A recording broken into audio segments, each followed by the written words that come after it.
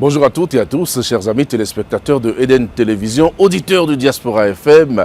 C'est avec un énorme plaisir que je vous retrouve ce dimanche pour un autre numéro de votre émission, l'entretien du dimanche. Nous sommes dans un décor qui correspond à l'actualité. Nous sommes dans un décor en plein air dans la ville de Cotonou pour recevoir justement un invité qui nous parlera de tourisme, de culture et de sport. Son nom, c'est Aïbatin Jonas Rantan. Il est ministre conseiller au tourisme, à la culture et au sport. Avec lui, comme je l'ai dit, nous parlerons des défis du président Patrice Talon dans les domaines suscités, notamment le tourisme, la culture et les sports. Monsieur le ministre conseiller, bonjour.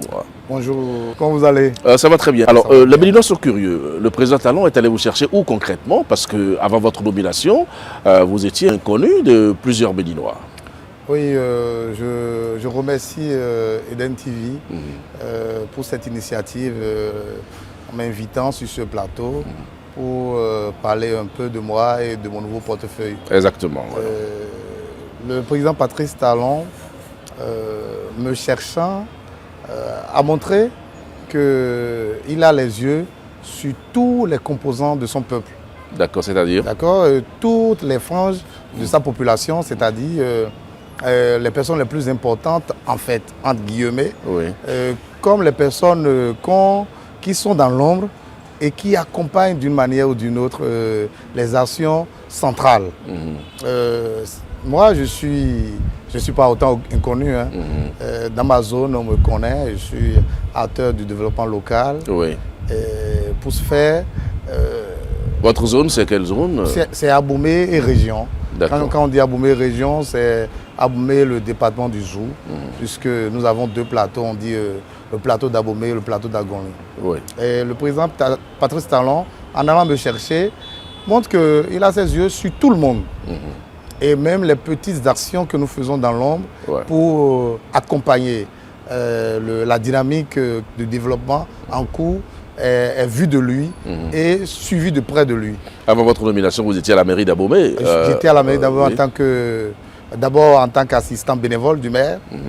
Et en 2024, j'ai été nommé chargé de mission après que l'organigramme des mairies soit acté par le ministère de la décentralisation. Lorsque je me suis renseigné un peu autour de vous, on m'a dit que vous étiez très actif, un élément clé, élément central de la tournée du président Patrice Talon dans le zoo, au moment de la reddition des comptes, c'est bien sûr ça? Oui, on peut le dire, mais le limiter à ça, c'est couper la tête juste de l'iceberg. Oui.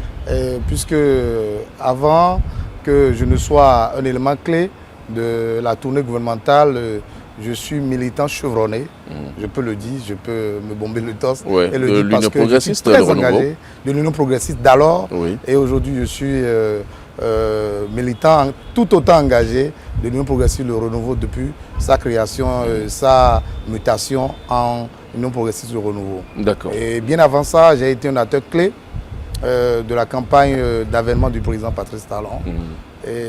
Mais je sais que ce n'est pas cela qui a valu ma nomination. Justement, qu'est-ce qui a valu votre nomination? On est curieux de savoir. Pourquoi est-ce que vous avez été nommé? Aïbatin Jonas Rantan, un produit de l'université d'Abomey-Calavi. J'ai fait les études américaines au département d'anglais. Et après ça, j'ai fait une formation certifiée en gestion de projet. Et en tant que gestionnaire de projet, j'ai travaillé dans les domaines de promotion du patrimoine culturel. Récemment, j'ai travaillé sur un projet avec l'ambassade de France qui conditionne l'animation du territoire culturel autour du patrimoine après le rapatriement des 26 œuvres depuis Paris. On appelle le projet SMDT. Donc ce projet m'a mis beaucoup plus sous projecteur où j'ai accompagné les jeunes, notamment autour de l'éducation patrimoniale sur le patrimoine culturel d'Abomey, de Dahomey, qui serait quelque peu oublié par les jeunes. Donc en fait, vous voulez nous dire que vous êtes à votre place? Ah, je suis à ma place, je suis dans mon marigot. Et comme par hasard, cette émission est organisée dans un hôtel qui est tout autant au marigot, puisqu'on parle de tourisme, on parle de culture et d'art. Justement, nous allons parler de ces trois secteurs-là, les défis du président Patrice Talon dans ces secteurs. Est-ce que vous, en tant que ministre conseiller, vous pouvez apporter pour pouvoir booster les différents secteurs? Alors, quelle est votre connaissance réelle du secteur du tourisme béninois? Vous savez, le secteur du tourisme est un secteur qui m'a toujours passionné, puisque depuis 2012, j'accueille des étudiants. Je suis membre d'une organisation qui accueille des étudiants belges et français ici, que je me charge moi-même de guider touristiquement parlant sur le territoire. D'accord. De telle enseigne que les attraits touristiques, des nombreux attraits touristiques du territoire, surtout dans la partie méridionale, sont très connus de moi. D'accord. Et parlant de tourisme, on ne peut pas parler de tourisme sans parler de la culture. Mais on va finir avec le tourisme, voilà. Si vous le voulez. Voilà. Après, on parlera de la culture, on parlera des sports. Donc, vous savez, après, depuis l'avènement du président Patrice Talon, il a fait du tourisme un levier fort du développement économique de notre pays. Oui. Et c'est le premier président qui se donne ce courage de valoriser cet axe de mobilisation de ressources. Vous voulez dire qu'il n'y a pas eu grand-chose. Avant lui, il n'y a pas eu grand-chose? Il n'y a pas eu grand-chose. Ah oui? Donc les autres présidents n'ont pas développé le tourisme? Il n'y a pas eu grand-chose. Cela ne voudrait pas dire qu'il n'y a rien eu. D'accord. Il y a eu des choses, mais il n'y a pas eu grand-chose. Et vous-même, regardez autour de vous. Regardez les projets structurants. Regardez les projets muséaux, qu'ils soient celui d'Abomey, de Porto-Novo, de Cotonou, de Ouida, pour ne citer que ceux-là. Regardez la route des pêches. C'est un vieux projet, mais qui a été galvanisé, qui a été renforcé et enjolivé sous le président Talon. Regardez Vodou Days. Nous sommes encore à l'heure des bilans et on est en train de travailler là-dessus. Regardez l'institutionnalisation de la fête des cultures endogènes. Et tout ça, c'est pour booster le tourisme. C'est pour permettre aux touristes, quand il vient au pays, de passer assez de temps et permettre à ce que les dispositifs, les réceptifs économiques mis en place puissent capter des ressources et faire aimer le Bénin au tourisme. Tant d'actions qui ont été menées dans le domaine. Quand on va au nord, le parc Pandjari et W, d'importants aménagements sont en cours, ont été faits, mais sont également en cours sous le leadership de l'AMPT et de African Park qui gère. Avec justement le péril terroriste, aujourd'hui, les touristes ne peuvent pas aller. J'aurais été très, très ravi de vous inviter, mais ce n'est pas impossible, puisque le gouvernement Vous voulez m'inviter là où les touristes... non, je vais vous dire. Les djihadistes tirent mais partout. Je vais vous dire, le gouvernement ploie et déploie un national sécuritaire terrible dans la zone. Et jusque-là, il y a des touristes qui vont encore. Bien sûr. Ah oui. Est-ce que ça rassure les touristes? Parce qu'on a cherché un peu, il paraît qu'on ne peut même pas atterrir à l'intérieur du parc. Des touristes, je vous dis, puisque je le dis, sur un plateau de télé, cela ne serait pas osé, puisque si ça n'existait pas, des touristes, ils vont encore. Vous savez, le gouvernement a eu l'ingénieuse idée, avec l'implication de African Park, de faire des anciens, ceux qu'on appelle des braconniers, des pères éducateurs, des pères protecteurs de la faune et de l'espace. Et ce sont eux qui sont dans les renseignements, qui sont dans l'accompagnement sécuritaire mis en place pour la quiétude du tourisme et de l'administration qui s'occupe de ces espaces-là. D'accord. Donc, enfin, moi, ma nomination et la nomination de mes pères ministres conseillers est à point nommé pour mettre le projecteur sur tout ça. Parce que quand je viens de le dire, vous avez tiqué. C'est comme si ça n'existait pas et j'étais en train de prononcer des incantations. Mais c'est des choses qui existent, des choses sur lesquelles nous allons mettre petitement des projecteurs. Alors vous dites que le président Patrice Talon a abondamment investi dans le tourisme, mais est-ce que investir dans le tourisme, ce n'est pas un investissement de prestige pour un pays aussi pauvre que le nôtre? Qu'est-ce que c'est la priorité d'investir autant dans le secteur touristique? Je ne sais, prenez le Béninois lambda qui a été sur Ouida et demandez-lui ce qu'il ressent. On ressent. Ils vous diront qu'ils ressentent simplement de la fierté. Vous avez posé la question à quel Béninois qui vous a dit ça? Beaucoup. Ils vous ont dit qu'ils sont fiers? Beaucoup. Fiers de quoi? Fiers d'abord de l'aménagement. Oui. Beaucoup de Béninois se sont demandé si le Bénin pouvait avoir ça. Et vous savez, même chez nous à la maison, quand vous êtes né, vous voyez, vous êtes né dans deux chambres salon, et au fil du temps, votre papa revêt la maison et la reconstruit, l'aménage. On est fier d'abord soi-même et le voisinage même est fier.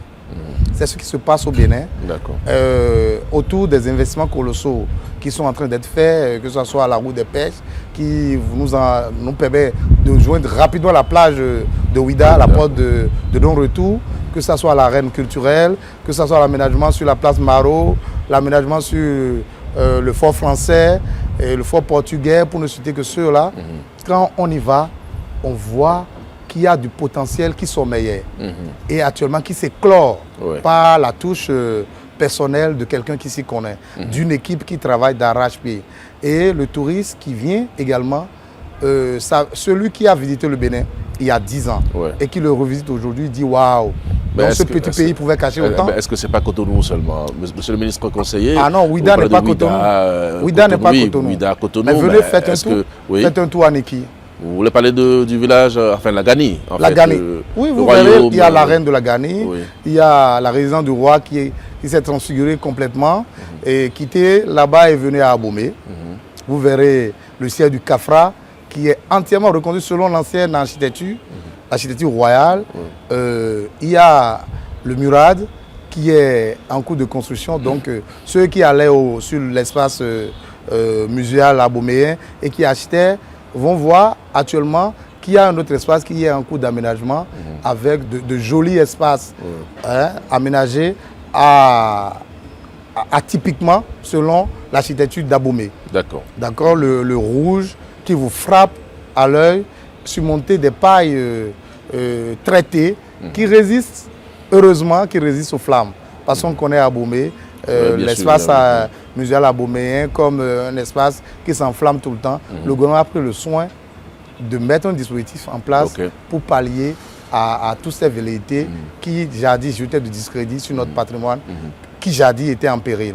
Aujourd'hui, des dispositifs ont été mis en place pour progressivement valoriser tous ces attraits, tout ce patrimoine, tant culturel que naturel. Alors, mais comment vous faites ou quelles sont les dispositions que vous prenez pour entretenir tout ça? Parce qu'une chose est d'investir abondamment, une autre est d'entretenir cela, même après le président Patrice Talon. En tant que technicien supérieur, en tant qu'administrateur de projet, aujourd'hui, je peux vous expliquer qu'un projet ou un programme est un outil qu'on met en place pour maintenant, après et après.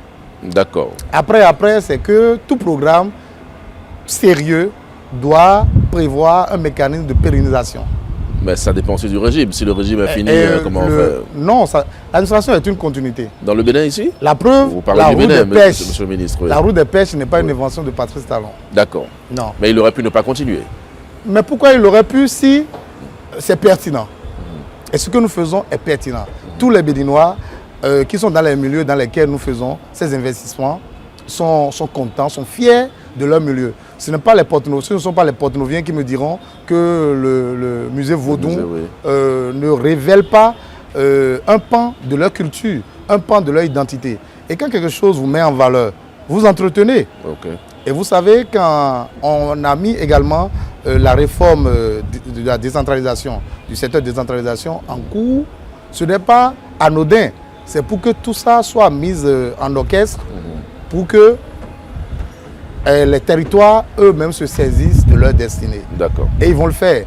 Parce que si vous rêvez régner ou vous conduire la destinée de votre communauté, vous devez aussi chercher à maintenir ce qui est acquis et à faire persévérer ou renforcer ce qui doit mettre ses acquis en valeur. D'accord. Et tous les lieux qui l'accueillent, ce n'est pas Cotonou qui va négliger le musée de l'art. Donc vous comptez sur la population, c'est ça? Vous comptez juste sur les populations? Les populations, moi je suis un membre de la population. Le président Patrice Talon, quand il n'était pas président, il était un simple béninois. Et vous également, monsieur Doncla. D'abord, ce que vous faites déjà en m'invitant sur ce plateau est un pas que vous posez dans la préservation de ces acquis et dans la perpétuation de la dynamique. Et la dynamique, c'est faire du tourisme un pan fort de la mobilisation de ressources et du développement de notre cher et beau pays, le Bénin. D'accord. Alors, vous avez commencé par parler tout à l'heure de la culture. Oui. Vous n'avez pas voulu dissocier le tourisme et la culture. Venons-en maintenant, monsieur le ministre conseiller, au tourisme, à la culture et au sport. Monsieur Aïbatin Jonas Rantan, qu'est-ce que vous prévoyez pour le secteur de la culture qui est aussi un secteur important? Ouais. Ce n'est pas un secteur important, c'est un secteur vital. Bon, si vous voulez. Vous avez dit Aïbatin. Oui. Non, mon prénom c'est Aïbatin. Ah bon, Aïbatin. Oui, Aïbatin. Okay. Si je le dis, c'est parce que nous sommes dans la culture. Ok, d'accord. L'intonation et tout ça. La culture, c'est tout ça. C'est nos langues, c'est nos us et coutumes. Oui. Et ce sont les valeurs que nous avons de particulières à vendre aux autres. D'accord. C'est ça la culture, nos chants, nos histoires, nos contes. Vous allez faire la promotion de ça aussi? Mais exactement. Si le touriste vient, s'il y a quelque chose, il n'y a pas quelque chose de particulier et qui soit différent de chez lui, il viendra regarder quoi? Les hôtels, il y en existe de plus beaux hôtels ailleurs qu'ici. La particularité, c'est la culture et les arts qui donnent la beauté du territoire qu'on visite.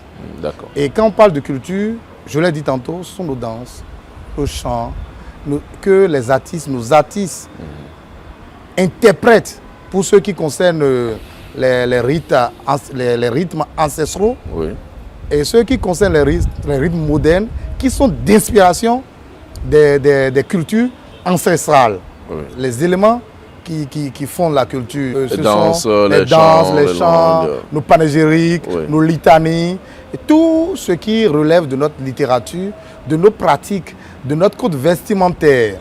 Est-ce que tu vois? Oui. Quand on va dans le mono et le koufo, la manière de nouer le pain n'est pas le même à Abomey. Ok. La manière de porter une tunique à Porte-Nouveau n'est pas de la même manière à Sakété. D'accord. Ce n'est pas la même non plus à Dassa. Vous allez faire la promotion de tout ça, c'est ça? Mais c'est de ça qu'il s'agit. De quels moyens disposez-vous pour faire tout ça? L'éducation. L'éducation. Donc dans le système éducatif, on va inclure... Exactement, c'est pour ça que nous avons les classes culturelles. D'accord. Et à travers les classes culturelles, nous véhiculons beaucoup de choses. Nous véhiculons beaucoup de valeurs. Et également les émissions que nous suscitons à travers vous, les masses médias, pour que la population soit sensibilisée sur ce qu'elle a comme richesse. Parce que vous pouvez avoir des richesses sans en avoir conscience. Si le premier peuple qui a découvert l'or, si quelqu'un n'a pas eu l'ingénieuse idée de toucher au minerai et de la travailler, personne ne saurait que l'or est cher aujourd'hui. Donc quand vous avez quelque chose, quand vous avez des valeurs, quand vous avez une richesse, il faut la mettre en lumière, il faut la travailler, il faut la ventiler suffisamment aux membres de la communauté pour qu'elle puisse prendre conscience de la nécessité de la porter, de porter ces valeurs-là. Donc nos danses culturelles, nos histoires, nos mets, que ce soit également nos manières de nous asseoir, nos manières de réfléchir. Vous voulez vous occuper de tout ça aussi? Nos manières de penser. Est-ce que ce n'est pas trop large? Ce n'est pas large du tout, puisque la culture n'est pas sectaire. D'accord. La culture, elle est globale. Mais parlant justement de culture, Monsieur Rantan, les artistes, vous avez parlé de la musique et tout ça, c'est un domaine particulier. Les Béninois ne sont pas toujours fiers non plus de la promotion de nos artistes et tout ça. Quelle est la politique publique qui existe dans ce secteur pour positionner vous savez, nos artistes? Le peuple béninois, dont moi-même souvent, on n'est pas totalement fiers de ce que nous sommes. Et ce que nous sommes... À tort ou à raison? Je pense que c'est à tort. Expliquez-vous. À tort, vous savez, hier, pour ceux qui ont commencé par écouter Sabouran Danielou très tôt, à mon nom de rondou, à mon nom de rondae. Tout ça, on a écouté. Et quand on écoutait, on ne savait pas que Sabouran Danielou sera une icône vendable à l'international. On pensait que c'est un artiste simple local, artiste, un artiste local qui chante ce qui l'inspire, ce qui lui vient à l'esprit. Et moi, je me rappelle quand j'étais petit, sa chanson qui passe beaucoup plus dans mon environnement, c'est quand il y a un décès.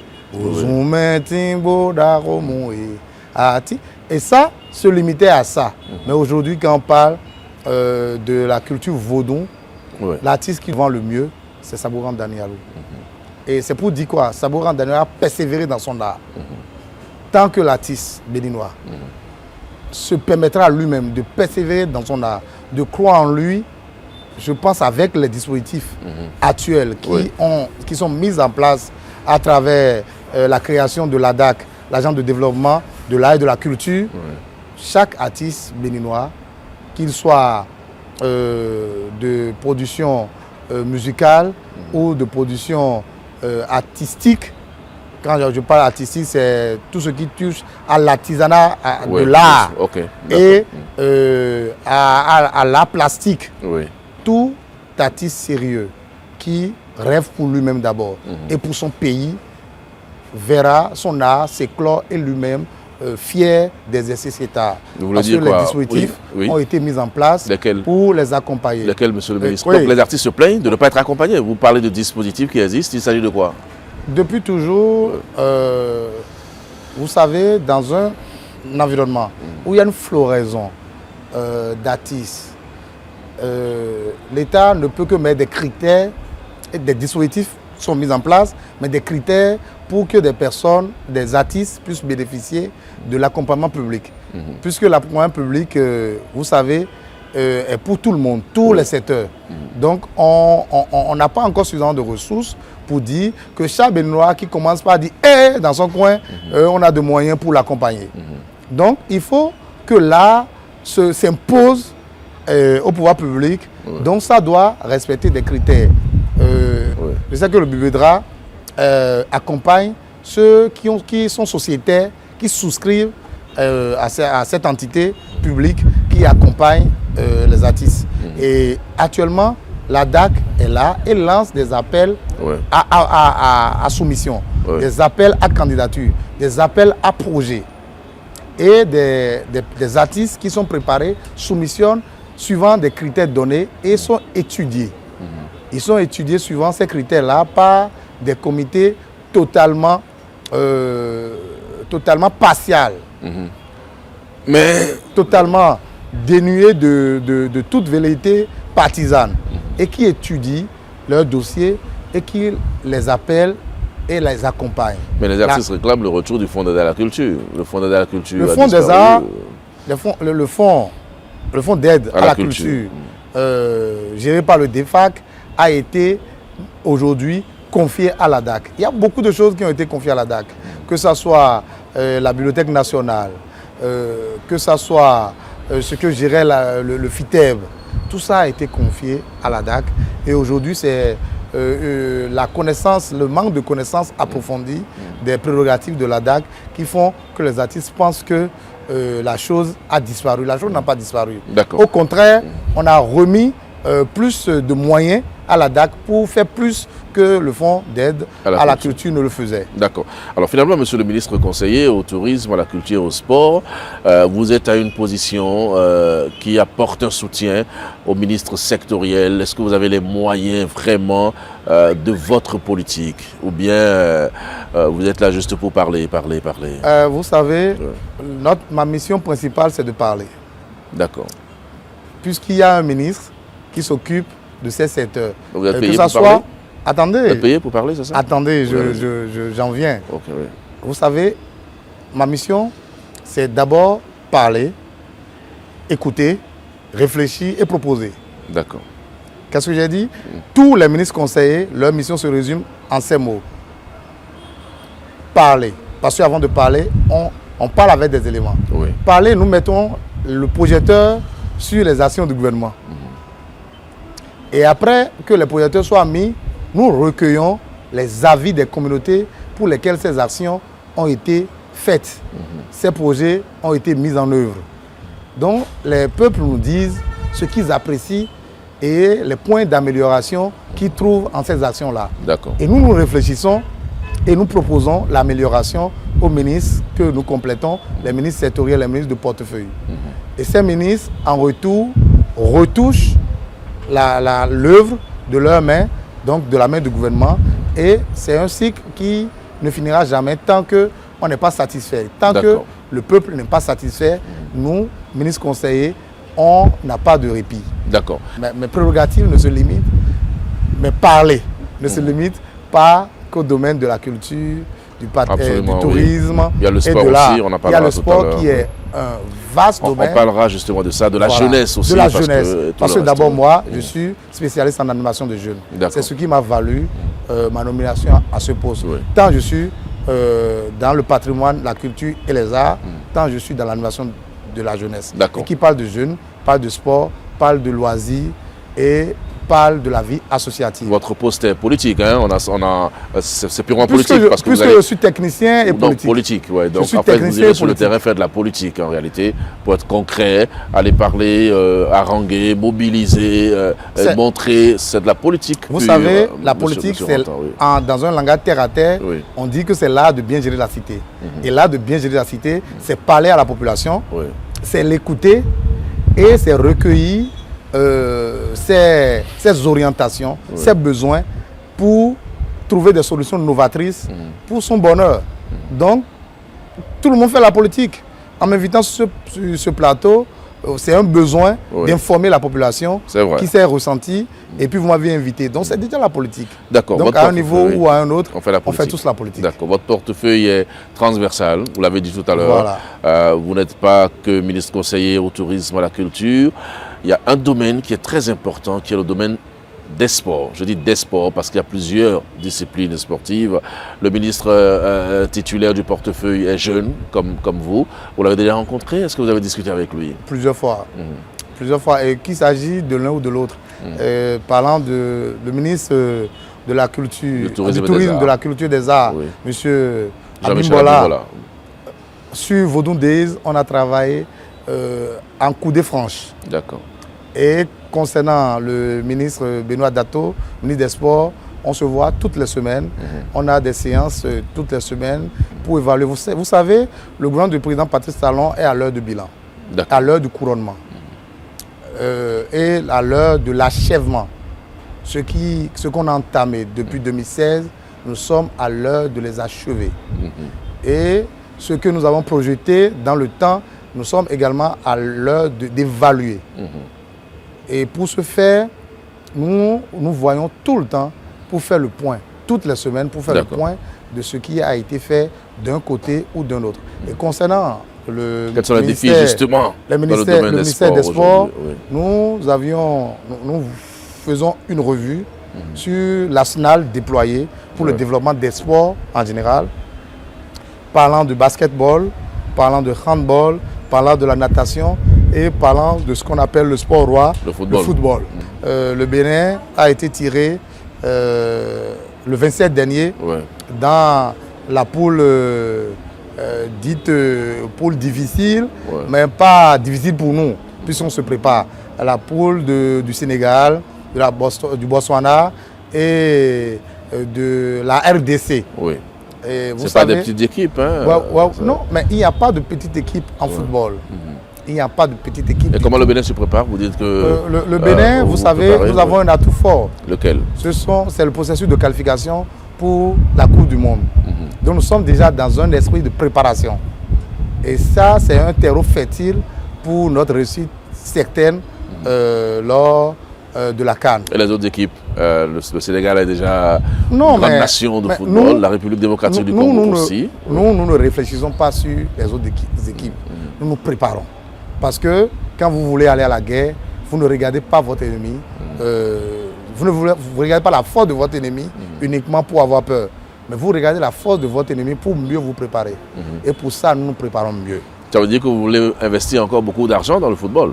Parce que ça fait partie des reproches qu'on fait au régime. On dit qu'on met trop d'argent dans le football alors qu'il y a des sports individuels qui positionnent mieux le Bénin. Oui, je pense qu'on le dit sans forcément s'attarder soi-même sur des questions réelles.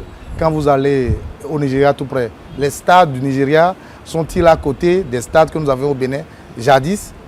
Si on n'investit pas dans un secteur, on ne peut pas s'attendre à un meilleur résultat. Il faut investir parce qu'on dit une mission, une vision. Une mission égale des hommes et des moyens. Des moyens et des hommes. Et nous avons des hommes. Et sans les moyens, les hommes ne peuvent pas donner, on dit la plus belle femme du monde ne peut donner que ce qu'elle a. Donc la majorité des joueurs de notre équipe évoluent dans des championnats reconnus mondialement de professionnels. Et aujourd'hui, vous me permettez de finir. Aujourd'hui, au Bénin également, nous faisons un effort à travers le championnat local de se professionnaliser pour tous ceux qui évoluent au Bénin. Et bon nombre de Béninois vous diront qu'ils sont satisfaits de la prestation de nos joueurs qui évoluent dans les clubs locaux, le Coton FC, Dynamo, Dabomey, Requin, Banigansé, pour ne citer que ceux-là. Ils font de très belles prestations qui commencent petitement par nous rassurer. Par nous rassurer de ce que, au bout du tunnel, il y a la lumière. D'accord. Le ministère des Sports finance abondamment les fédérations. Il y a des subventions qui sont données chaque année. Vous allez continuer à faire ça ou bien... Heureusement, vous avez dit... Vous n'avez pas dit uniquement la fédération de football. Oui, bien sûr. Vous avez dit aux fédérations. Aux fédérations, oui. Ça veut dire que tous les sports sont importants pour nous. Qu'il s'agisse du tennis de table, de l'escrime, de la natation, du handball, du basketball. Tous les sports que nous pratiquons au Bénin, nous les accompagnons. Et nous accompagnons les fédérations pour qu'ils nous sortent leur génie. D'accord, mais vous les accompagnez comment? Parce que je prends l'exemple de la fédération de boxe, par exemple. On a entendu des boxeurs professionnels sortir pour dire que... il n'y a pas suffisamment de moyens. Non, on donne de l'argent à la fédération pour ne rien faire. Il n'y a pas de résultat, rien n'est organisé. Et puis, quelques-uns seulement continuent de profiter des subventions et tout le reste. Vous avez entendu ça déjà? Est-ce que vous êtes, donc à Balo, convaincu qu'à l'heure de la rupture, que c'est possible qu'on dilapide les fonds publics? Mais je ne sais pas, moi. Parce que nous envoyons, nous dépêchons presque toutes les années des équipes d'audit envers ces fédérations-là, qui les checkent pour voir ce à quoi les fonds ont servi. Donc les fonds publics ne peuvent pas être distraits sans que on aurait appris dans un journal ou dans une presse que tel ou tel ont été arraisonnés et sanctionnés. Donc quand on dépêche une équipe d'audit, l'équipe n'écoute pas que l'administration centrale, on écoute également les bénéficiaires. Et vous savez, nous ne sommes pas dans un monde où tout est rose. Nous n'allons pas nous jeter des fleurs, mais nous travaillons à ce que nous puissions arriver dans un monde au Bénin où tout sera rose, où tous les secteurs seront développés de façon équitable, de façon beaucoup plus parcimonieuse et intégrée. Voilà. C'est notre rêve. Voilà. Et nous allons travailler, nous travaillons pour arriver à ce monde-là, à l'aboutissement de ce monde. Une thématique importante quand on parle de tourisme, de culture, de sport, on parle de la jeunesse. Vous êtes jeune, monsieur le ministre, beaucoup de jeunes vous regardent en ce moment et puis veulent placer leur espoir en vous. Mais la façon dont la jeunesse de votre pays se comporte aujourd'hui, est-ce que vous êtes satisfait de voir un peu tout ce qui se passe? Qu'est-ce qui se passe? Je pense en termes quand on parle de jeunesse, moi je suis une illustration de ce que le jeune peut croire. Qu'il soit politique, qu'il soit de la société civile, qu'il soit cadre, qu'il soit artisan, qu'il soit d'un autre secteur, le jeune peut être fier désormais de son pays. Vous êtes sûr? Et quand je le dis, oui, allez-y. Je pars... Peut-être parce que vous avez pu tirer votre épingle du jeu? Non, du tout, du tout. Quand je le dis, je pars de l'artisanat. La majeure partie de notre population, notamment jeunes, sont artisans. Ils sont électriciens, peintres bâtiments, maçons, ils sont mécaniciens. On les compte par milliers. Et aujourd'hui, le gouvernement a mis en place un mécanisme, entendez le CQM, qui reconnaît leurs qualifications. Les certificats, les de qualification au métier. Oui, ça reconnaît leur qualification. C'est déjà un pas de donner aux jeunes une certaine fierté au métier qu'il a appris. Et quand vous êtes fier de ce que vous avez appris, vous l'exercez mieux. Et aujourd'hui, on est en train d'aller vers la possibilité de permettre à ces jeunes-là de se mettre ensemble en réseau, en conglomérat, pour asseoir de petites firmes qui leur permettront de renforcer leur professionnalisme.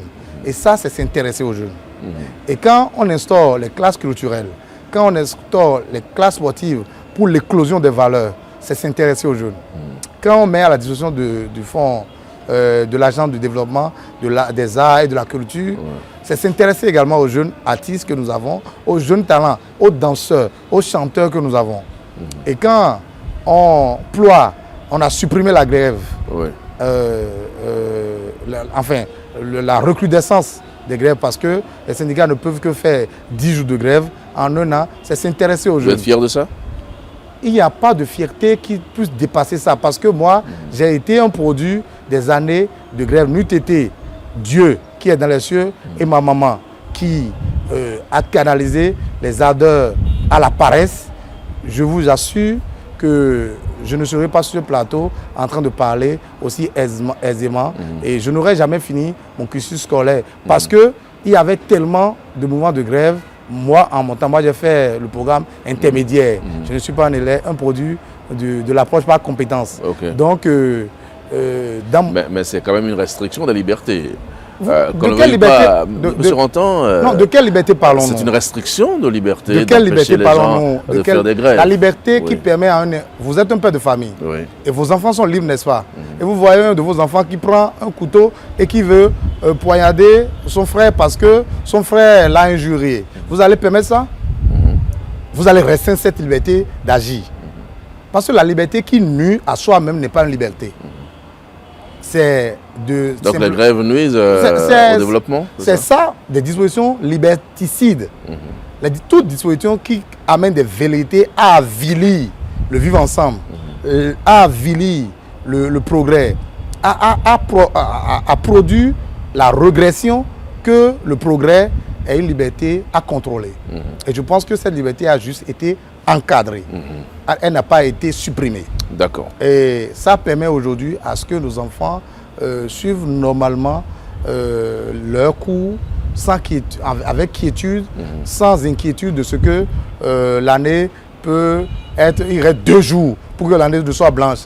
Il reste 2 semaines pour que l'année ne soit blanche. Et puis, les parents qui travaillent, qui peinent à mobiliser des ressources sont nourris par cette psychose que jadis blandissait, flanquait à toute une génération un certain nombre de personnalités, de personnages de notre vie publique et notre vie éducative. Alors, moi, je profite moi, je suis orphelin de père depuis le bas âge, de la classe de ceux de j'ai perdu mon papa.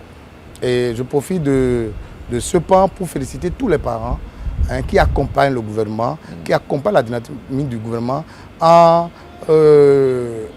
œuvrant à maintenir leurs enfants à l'école, en œuvrant à maintenir leurs enfants dans les systèmes d'apprentissage artisanaux. Et c'est très important de les féliciter parce que ce n'est pas facile du tout d'éduquer un enfant. Et quoique les réformes ont été mises en place, si les parents n'accompagnaient pas, on n'aura pas les résultats qu'on a aujourd'hui. À tous ces jeunes qui pensent que le gouvernement les a oubliés, qu'est-ce que vous allez répondre? À eux, je leur dis, chers amis, chers frères, le gouvernement ne vous a pas oublié. Puisque si vous ne vous oubliez pas, le gouvernement qui n'est qu'une équipe qui incarne la volonté du peuple au moment où nous sommes, ne peut pas vous oublier. Ne vous oubliez pas. Tous les dispositifs qui ont été mis en place pour vous accompagner, que vous soyez à l'école, que vous soyez à l'université, que vous soyez dans les centres d'apprentissage, profitez à fond de ces dispositifs. On ne grandit que de ce qu'on a. Ce que nous n'avons pas, c'est un rêve, c'est un luxe que nous n'avons pas encore. Mais ce que nous avons, valorisons. Et vous et moi serons fiers demain de dire qu'on a contribué à la création de Bénin nouveau. Un Bénin où le Béninois est fier d'avoir été ce bâtisseur tant prôné par les aînés. Est-ce que ce que vous dites là n'est pas trop facile, monsieur le ministre? Vous avez peut-être eu la chance, d'être là où vous êtes. Beaucoup de jeunes militent en politique. Il y a beaucoup de jeunes dans votre parti politique, l'Union progressiste de renouveau, qui se plaignent d'être laissés pour compte. Oui, donc là, j'ai la chance. J'ai la chance d'avoir perdu mon papa très tôt. J'ai la chance d'avoir une mère ménagère, illettrée, qui me disait va apprendre tes leçons alors qu'elle ne savait rien de ce que je lisais.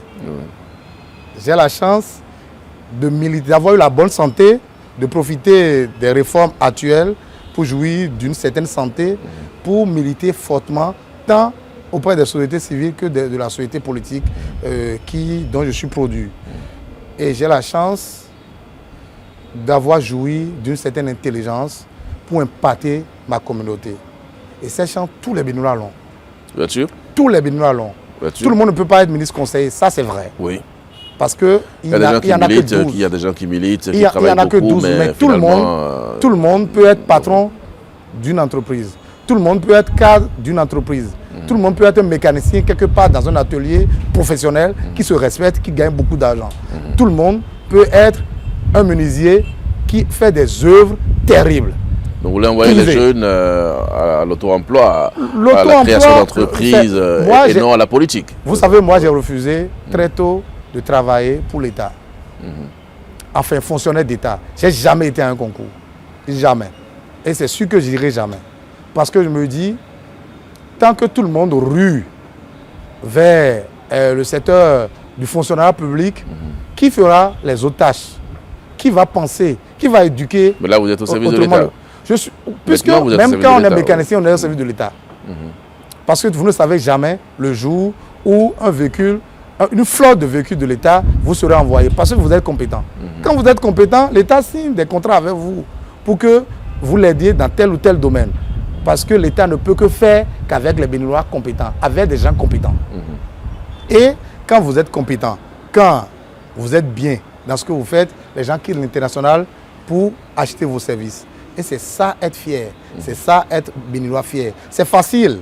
Les gens peuvent penser que c'est trop facile ce que je dis, c'est parce que j'ai tiré mon épingle du jeu. Mais toujours pour ceux qui me côtoient, ceux qui me connaissent, ceux qui m'ont côtoyé à Abomey, à Parakou, à Cotonou, à Calavi, un peu partout sur le territoire. En France, comme en Belgique, partout où j'ai été, ceux qui m'ont côtoyé savent que je ne suis pas de l'école de ceux qui pensent qu'il ne faut rien apporter et il faut tout attendre des autres. Je pense que l'homme est la mesure de toutes choses et je le crois. D'accord. Nous allons maintenant parler politique pour finir. C'est mon marigot. Ah, c'est votre marigot? L'autre marigot. L'autre marigot. Je suis un caïman de beaucoup de marigots. À la culture, au sport, comment entrevoyez-vous l'après Patrice Talon? Après Patrice Talon, il fera beau vivre. Après Patrice Talon, les partis qui accompagnent sa dynamique, notamment mon parti à moi, l'Union progressiste, le Renouveau, vont continuer de former les cadres, qu'ils soient politiques ou non politiques, d'accompagner les cadres à rester en champ de mine de la dynamique. Parce que, comme le chef de l'État l'a dit dans son discours sur l'état de la nation au Parlement la fois dernière, nous avons emprunté un chemin de développement de non-retour. Irréversible. Irréversible. Et pour ça, l'après Patrice Talon sera forcément la création, l'aboutissement à un Bénin où le lait coule, où il fait bon vivre. Ça sera un havre de paix. Comptant sur les nombreux efforts que déploient nos forces de défense et de sécurité. Comptant sur le dispositif formel de sécurisation de nos corridors tant à travers le ministère de la Défense que le ministère de l'Intérieur. Comptant sur ce que les efforts colossaux que font les conseillers communaux et municipaux à la base pour fouetter le développement avec les maires, les agents aux maires. Comptant sur ce que les préfets font. Comptant sur ce que les ONG et associations de développement font. Associations sportives et culturelles font dans la dynamique, la ligne qui a été tracée. Le Bénin après Patrice Talon, c'est un Bénin qui sera à la risée positive du monde. Vous voulez dire où les touristes affluents, où les investisseurs courront pour venir négocier des marchés, insuffler... Vous voulez dire que le système va continuer, c'est ça? Mais forcément. Ah bon? Forcément, puisque... Est-ce que vous répondez à l'opposition qui veut une alternance en 2026? Est-ce que vous pensez qu'il y a une opposition? Enfin, moi je pense qu'il y a des citoyens qui veulent aussi participer à la gestion de la chose publique. Mais qui, à un moment donné, ont perdu ce privilège du peuple et qui ont soif de le reprendre. Sinon, le mot opposition est pour moi négatif. Pourquoi? Ce sont des partis, même la loi fondamentale, notre constitution. On s'oppose à quoi? La loi, n'est-ce pas, demande aux partis qui s'opposent à la gouvernance de faire une déclaration d'opposition. Oui, on s'oppose à quoi? Mais à une gouvernance. À une gouvernance. Absolument. Et donc, vous ne pouvez pas dénier aux gens d'être des opposants. On peut dire des partis de contradiction, oui. D'opposition, des partis d'opposition. Non, la contradiction est mieux parce que de la contradiction jaillit la lumière qui éclaire tout le monde. On peut dire des partis, une minorité, la minorité, une minorité qui n'est pas au pouvoir. C'est une minorité qui ne croit pas que les manières mises pour faire la chose commune la convainc. Donc, enfin, pour moi, c'est ma conviction. Il n'y a pas d'opposants au Bénin. Ah bon? Parce que nous sommes tous des citoyens. Et ceux-là qui pensent qu'il y a une manière de faire auront leur temps peut-être dans 20 ans, dans 40 ans de s'essayer. Mais nous sommes parés pour ne pas arrêter la dynamique. Et je les invite, parce qu'on n'est pas obligé de ne pas être d'accord. S'ils voient tout ce qui se fait autour d'eux, est-ce qu'ils ne sont pas convaincus? J'en ai vu plusieurs à Ouidah. J'en ai vu plusieurs auprès des rois. J'en ai vu plusieurs visiter les rois dans l'aménagement nouveau qui a été fait. J'en ai vu beaucoup dans nos stades construits pour soutenir les équipes. J'en ai vu beaucoup dans nos centres de santé ça ne veut pas dire qui, de plus en plus... ça ne veut pas dire qu'ils sont d'accord avec tout ce qui se fait. Mais ils se soignent quand même avec le dispositif. Le chic qui est là, dès que le chic entrera dans sa phase opérationnelle et un opposant, enfin celui que vous appelez ou qui s'appelle opposant, sera malade, on va l'amener ailleurs, il ira là. Et quand il ira là, il sera traité comme tout Béninois. Donc, moi, je pense qu'ils ont intérêt à accompagner. Nous avons tous intérêt à accompagner la dynamique. Justement, ils veulent ils demandent qu'on s'asseye pour parler. Ils demandent des assises nationales pour pouvoir penser à l'avenir de notre pays, parce que pour eux, le pays va mal. Donc, vous n'allez pas leur refuser ce droit non plus. Assises nationales. Oui, bien sûr. Vous avez déjà entendu ça, non? Monsieur Donclam, nous sommes ici en plein air, 4e étage. On voit la terrasse au-dessus du 4e étage d'un hôtel. Et depuis, rien ne nous a inquiétés. Qu'est-ce qui nécessite des assises nationales pour parler de quoi? Mais pour des élections, du code électoral, il faut relire, des conditions de participation à des élections. Vous savez, les demandes sont claires. Sous tous les cieux qui requiert à ce que celui qui n'a pas le pouvoir verse un peu dans du dilatoire pour freiner. Donc vous pensez que c'est du dilatoire? Enfin, je l'ai dit parce que c'est le constat général. Dans tous les pays du monde, ceux qui n'ont pas le pouvoir trouvent des stratagèmes pour freiner les élans de ceux qui ont le pouvoir. Et quitte à leur glisser des pots de bananes pour pouvoir reprendre le pouvoir. Parce que quand on reprend le pouvoir, l'administration est une continuité. On ne remet jamais en cause ce qui est bien fait. Et je pense que même si tous ceux qui sont au pouvoir aujourd'hui, tous les partis de la mouvance présidentielle décident unanimement de laisser les partis dits d'opposition aujourd'hui de prendre le pouvoir, ils ne vont pas remettre en cause le droit de grève. Ils ne vont pas remettre en cause les réformes dans le secteur de la santé, décentralisation, éducation, tourisme, tourisme, culture et art. Ils vont accompagner parce que ce qui est bien, ce qui est bon, nul n'est censé l'ignorer. Et ils en témoignent en sourdine. Je peux vous le confirmer. Ah bon? Vous avez rencontré quelques-uns parmi eux qui... La preuve, oui. La preuve, le chef de file a été au palais de la Marina. Il a dit, j'ai méconnu les lieux. Oui. C'est évocateur. Vous voulez qu'il dise quoi? Que ce qu'il a vu n'est pas beau? Non, mais ce qu'il a vu est beau, ça veut dire oui, le pays, il est beau. Non, attention, c'est le palais de la République, c'est pas le pays, c'est pas la même chose. Il parle du palais de la République, il ne parle pas du pays. Non, mais vous circulez à Cotonou. Oui. Vous circulez à Porte-Nouveau, vous voyez les voies qui sont bien tracées. Et quand les voies, avant que les voies ne soient tracées, vous voyez l'épaisseur des bitumes qui sont posées. Oui. Vous voyez tout le travail de terrassement qui est fait avant que le bitume ne soit posé. Vous avez vu ça une fois auparavant ici au Bénin? Je ne crois pas. Moi, j'ai pris le temps de regarder à Abomey, dans mon Abomey natal, une voie en construction. C'est la voie bitumée de Rontonji, de Ronton-Isra. J'ai vu les gens creusaient tellement, j'ai dit, mais ils veulent y mettre quoi? Le terrassement, le nombre de couches, le volume de bitume qui a été posé. C'est extraordinaire tout simplement. Et je me suis demandé si on pouvait en faire autant. Je ne savais pas qu'ici au Bénin, on pouvait en faire autant. Eux-mêmes, ils disent pareil. Je vous assure, ils disent pareil. Parce que c'est devant les caméras qu'on dit autre chose. Quand on se voit dans la rue, on se taquine. Donc vous voyez, vous vous taquinez. On se taquine. Parce que nous sommes Okay. tous frères, tous sœurs. Le Bénin, il n'en existe pas deux. Il n'y en existera pas deux. Il n'y aura pas un Bénin pour les ceux dits opposants et un Bénin pour ceux dits mouvanciers. Puisque quand vous voyez la maison de quelqu'un ici, qu'on appelle mouvancier, à côté de lui, il y a quelqu'un qu'on appelle opposant. Et on vit en symphonie, on vit en convivialité, en tant que Béninois fiers aujourd'hui, de plus en plus fiers du Bénin. D'accord. Ils en sont fiers aussi. C'est pour ça qu'ils sont pressés de prendre le pouvoir, enfin pour jouir, ceux qui n'ont pas pu semer. Mais ils n'ont qu'à laisser ceux qui ont semé, ceux qui labourent, ceux qui sacrent, continuer de sacler pour que la moisson soit bonne pour tout le monde. On ne va pas les oublier. Continuer jusqu'à quand? Écoutez, 2041, 2061, ah ouais, carrément 2081, carrément. La dynamique a été mise en branle ça. Pour que nous ne cessions de gagner, puisque nous n'allons pas être des partis satisfaits. Non. À chaque fois, nous irons vers le peuple. C'est pour ça que le collège des ministres conseillers a été mis en place pour aller vers le peuple, pour dire est-ce que vous êtes satisfait de ce que nous faisons. Si vous n'êtes pas satisfait, on va améliorer. Je considère notre entretien comme une prise de contact, monsieur le ministre conseiller.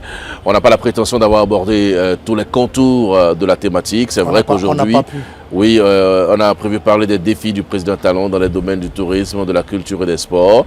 On a fait l'entrée en matière. Moi, je vous propose de revenir très bientôt sur ce plateau pour qu'on aille dans certains détails qui, pour les téléspectateurs et pour les auditeurs, restent des détails très importants.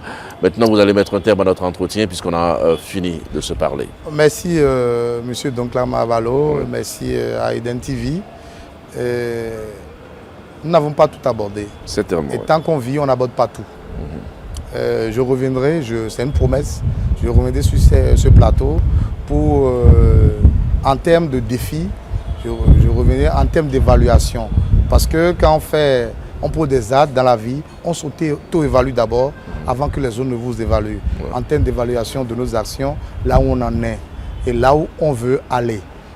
Et le chemin restant, je viendrai sur ce plateau et on va discuter largement autour de tout ça. Et pour finir, je remercie tous ceux qui dans l'ombre, parce que nous sommes visibles aujourd'hui, mais tous ceux qui dans l'ombre ont épousé la dynamique, travaillent pour que la dynamique aboutisse. Je leur dis chapeau, soyez fiers de vous. C'est à cause de vous que le Bénin est là où il est. C'est à cause de vous que le Bénin se fait de plus en plus respecter. C'est à cause de vous que le Bénin est révélé et se révèle à lui-même. Merci. Merci, monsieur le ministre, conseiller au tourisme, à la culture et au sport du président de la République, monsieur Ayi Batin. Ayi Batin. C'est la terre.